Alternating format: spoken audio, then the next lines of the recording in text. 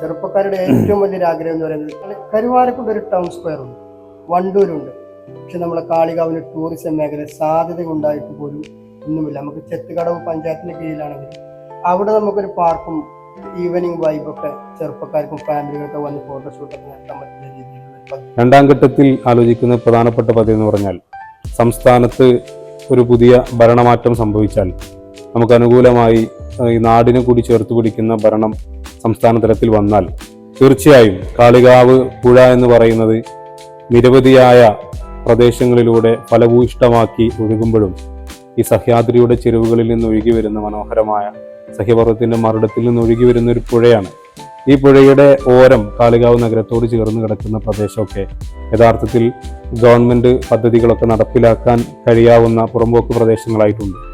അത് കൃത്യമായി പഞ്ചായത്തിന്റെ പരിഗണനയിലുള്ള ഒരു സംഭവം കൂടിയാണ്.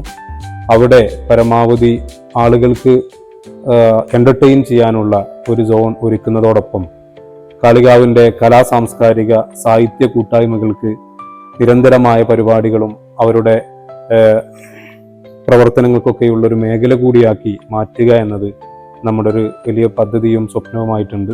പദ്ധതികൾ പഠിച്ച് ചെയ്യാൻ കഴിയുക, അത് ചെയ്യണമെന്നത് നമ്മുടെ വലിയൊരു സ്വപ്നമാണ്. കാളികാവിലേക്ക് എല്ലാതരം ആളുകളെയും എത്തിക്കുക എന്നത് നമ്മുടെ വലിയൊരു ആഗ്രഹമാണ്.